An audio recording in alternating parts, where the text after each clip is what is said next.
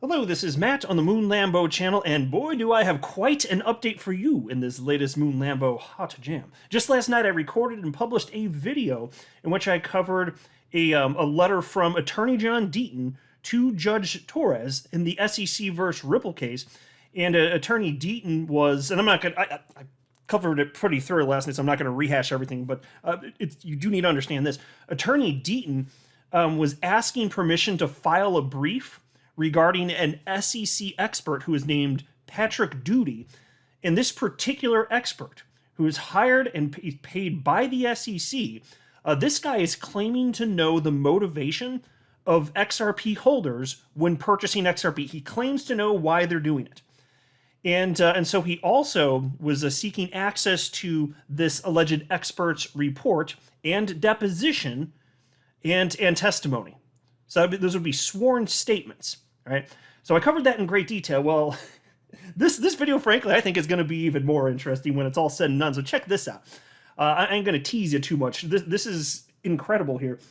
Attorney John Deaton, as it turns out, has currently 3,252 affidavits from XRP holders, and one attorney within the XRP community, not Attorney Deaton, but an attorney within the XRP community. I'll show you the comment later in the video, but he says that this should, quote, terrify the SEC, end quote. Now, mind you, when I say that John Deaton has 3,252 affidavits from XRP holders, these are sworn statements.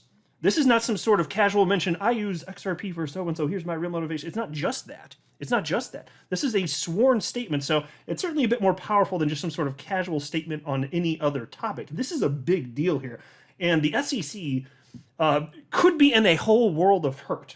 So I'm going to share with you the specifics. I've also got comments from attorney Jeremy Hogan, who of course runs the very popular YouTube channel Legal Briefs. It's gonna be a barn burner of a time here. But before we go any further, I do want to be clear, I do not have a legal or financial background of any kind. I am not offering legal or financial advice, and you definitely should not buy or sell anything because of anything I say or write. I'm just an enthusiast who enjoys making YouTube videos about crypto-related topics, but just as a hobby and just for fun.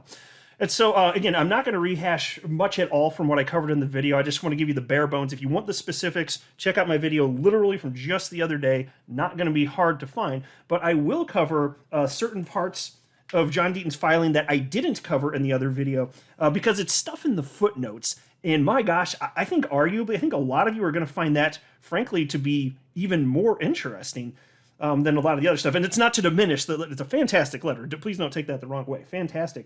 But the tasty morsels within the footnotes here, it's actually really big stuff here. So all you need to know at the bare minimum, again, is that there's a guy named Patrick Doody hired by the SEC who's making all sorts of bogus claims, no doubt. I haven't seen the report myself, but he claims to know the reason that XRP holders have purchased XRP. And it proves, it's part of what proves that XRP, by the nature of it existing, is a security. Well, here's what attorney Jeremy Hogan had to say about all this. He said, John Deaton is marching into court. The SEC wants an expert witness to give testimony about what XRP holders were thinking when they bought XRP.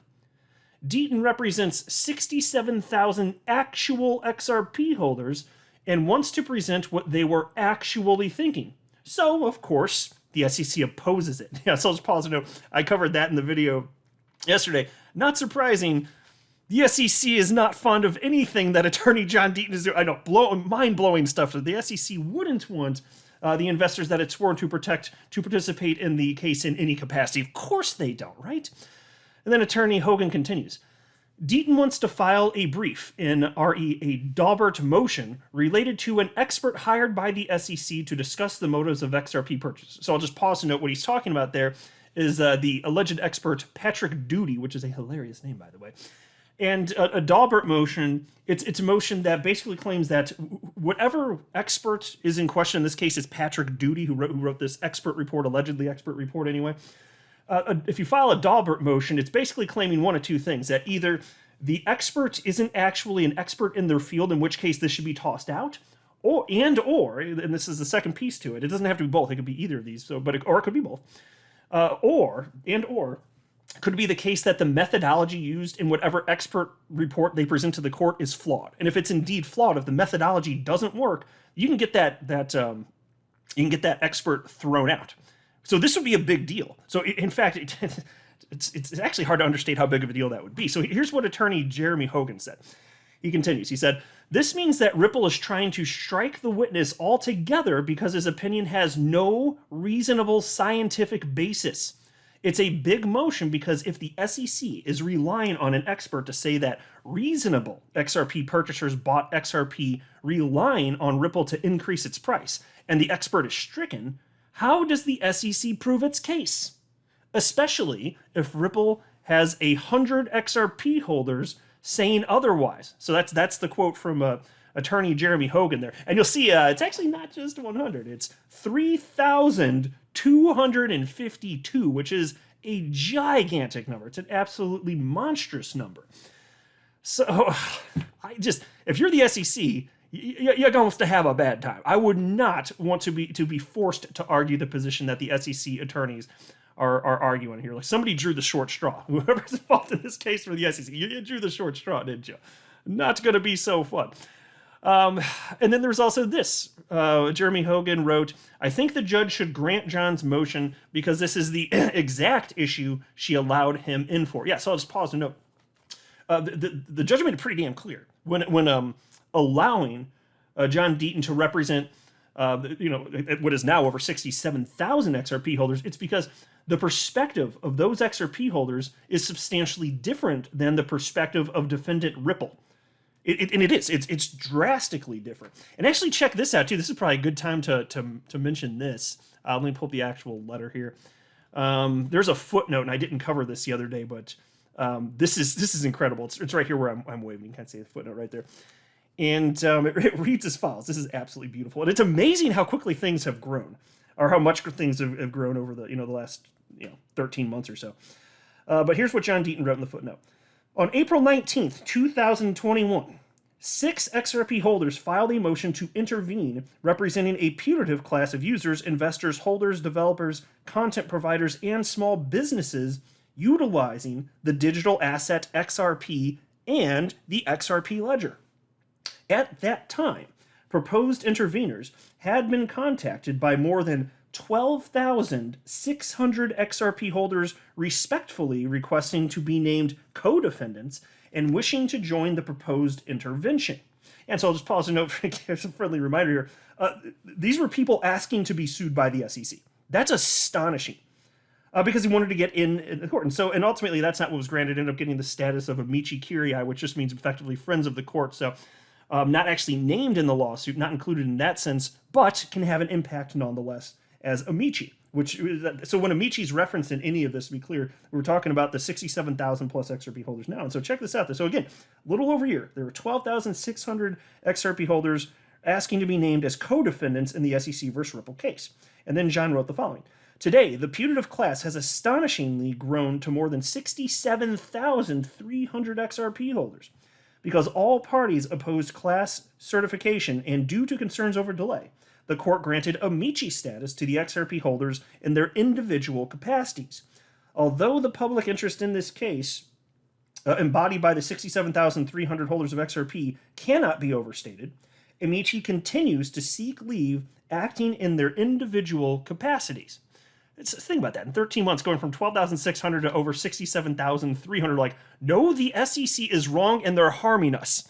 This has never happened in the history of our species. This happened with the SEC? No.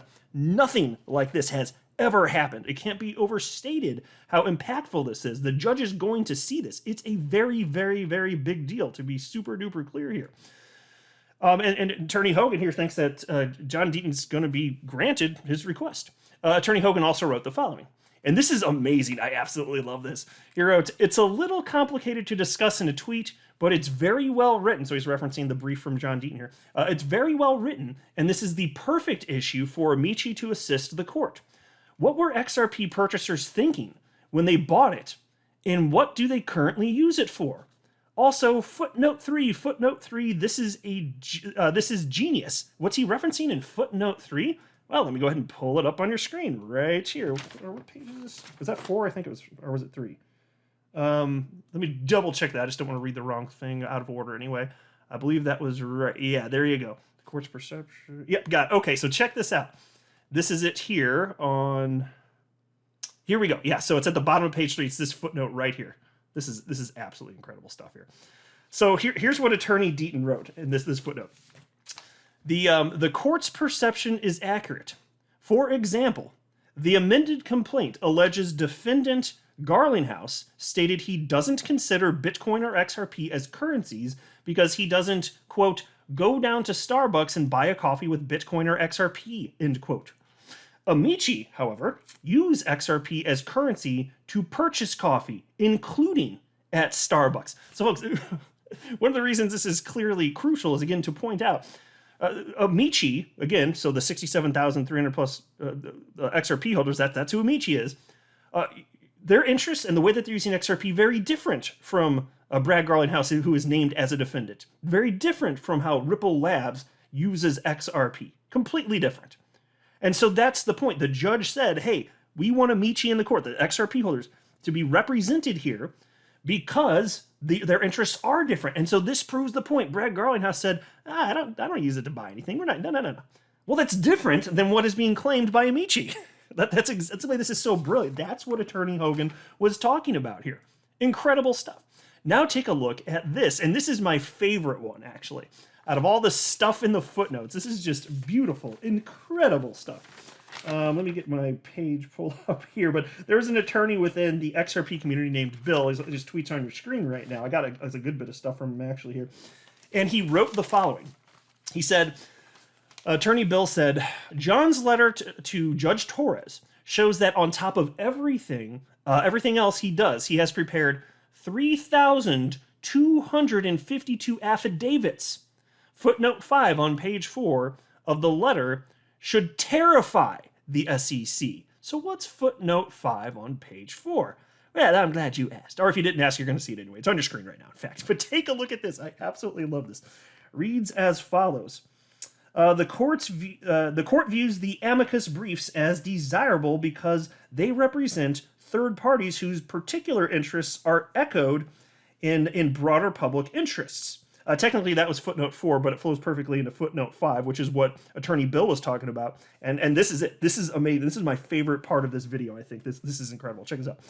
The parties have been provided with 3,252 affidavits from XRP holders from the United States and abroad, attesting to matters including but not limited to acquiring XRP for non-investment purposes, acquiring XRP without knowledge or awareness of defendants, use of XRP and the XRP ledger, use of the XRP ledger's decentralized exchange, and the ability of XRP holders to utilize XRP for financial benefit independent of the efforts of the defendants. Yeah, that's right, independent of Ripple. Using it for financial benefit despite, regardless of whether or not Ripple even existed. This is powerful stuff, and it's not like it's one or two. It's 3,252. Good luck, SEC. Y'all going to need it. You're going to have a bad day out there, SEC, but these people are just the absolute scum of the earth as far as I'm concerned, so good luck with that. You have some fun with that. You damn messed with the wrong crypto community, I'll tell you that. Not going to take this thing laying down. Attorney Bill also wrote the following, and this is just about the report in general.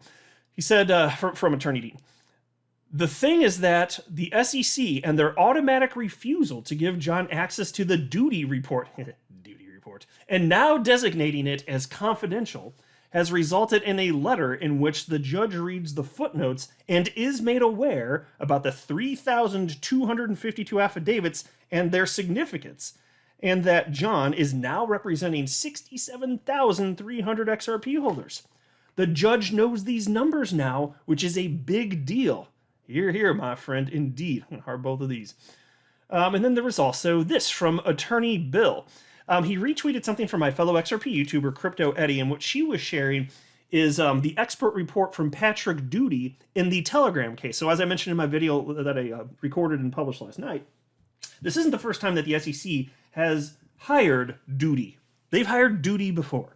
Doody made a report in the Telegram case, and he made some similar arguments about how people were really they're just buying, and it's important as it pertains to the Howey test. They're buying the Telegram token, the Gram, because they thought it'd be worth more in the future. Just speculation. And so here's what Attorney Bill had to say about this. Again, he retweeted Crypto Eddie, so he thanked her and he said, "Thank you very much for making this available. Very timely.